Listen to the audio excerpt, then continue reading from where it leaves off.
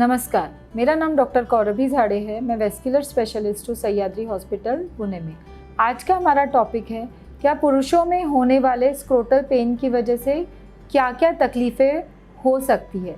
Generally मैंने देखा है ओपीडी में भी लोग इस बात पे डिस्कस नहीं करना चाहते। तो इस वीडियो के थ्रू मैं आपको समझाने की कोशिश कर रही हूँ कि स्क्रोटल पेन है, ये बहुत कॉमन समस्या है। इसको आप इग्नोर मत करिए क्योंकि इसके बाद इसमें से होने वाले प्रॉब्लम बहुत ज़्यादा हो सकते हैं और अगर इस चीज़ का ट्रीटमेंट टाइम पर नहीं हुआ तो उसके आगे के साइड इफ़ेक्ट्स इररिपेरेबल होते हैं।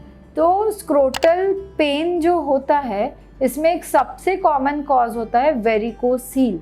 अब वेरिकोसील क्या होता है, स्क्रोटम में ब्लड वेसल अशुद्ध रक्त वाहिनियों का ऐसे ब्लड जमा हो जाता है। उस वजह से पुरुषों में ज़्यादा देर तक खड़े रहने से स्क्रोटम में ऐसे खिंचाव होता है, सूज होती है। बहुत बार इस चीज़ को इग्नोर किया जाता है, बट अगर ये लेवल पे इसको इग्नोर करते हैं तो आगे जाके वो जो अशुद्ध रक्त जमा होने की वजह से जो टेस्टिस है उस पर इसका इफ़ेक्ट होता है। धीरे धीरे टेस्टिस का साइज़ कम होता है और आगे जाके यही कारण बनता है इनफर्टिलिटी का। जो इनफर्टिलिटी होता है उसमें मेल्स में इनफर्टिलिटी का बहुत कॉमन कॉज है ये वेरिकोसील। सो इसको आप प्लीज़ डिस्कस करिए। अगर आपको इस वजह से कुछ तकलीफ़ है तो आप दिखाने आइए।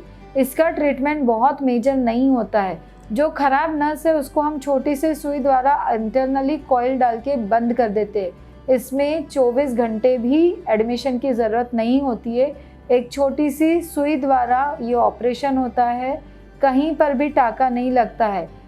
ये सर्जरी का नाम है वेरिकोसील एम्बोलाइजेशन।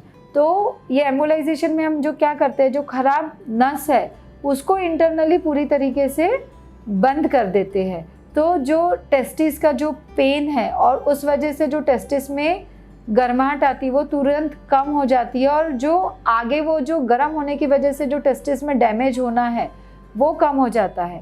कुछ लोगों में डायरेक्ट हम तक आते हैं ओपीडी में कि इनफर्टिलिटी हो गई है।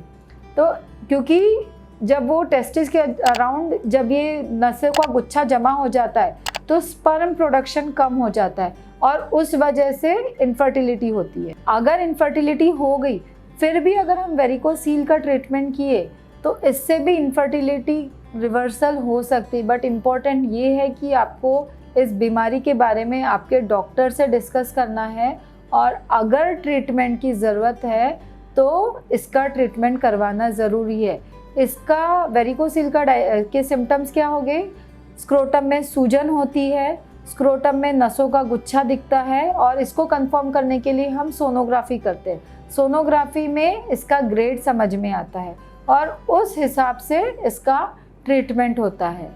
वेरिकोसील या मेल इनफर्टिलिटी रिलेटेड अगर आपके कुछ भी प्रश्न हैं तो आप नीचे दिए हुए नंबर पे मुझे कांटेक्ट कर सकते हैं या तो फिर आप नीचे दिए हुए वेबसाइट पर भी विज़िट कर सकते हैं। इससे रिलेटेड और कुछ इन्फॉर्मेशन चाहिए आपको तो आप मुझे डायरेक्टली अपॉइंटमेंट लेके दिखवा सकते हैं। वेरिकोसील रिलेटेड और अपडेट्स के लिए आप मेरे चैनल को सब्सक्राइब करिए। हम इसमें रेगुलरली अपडेट्स डालते रहते हैं। Thank you.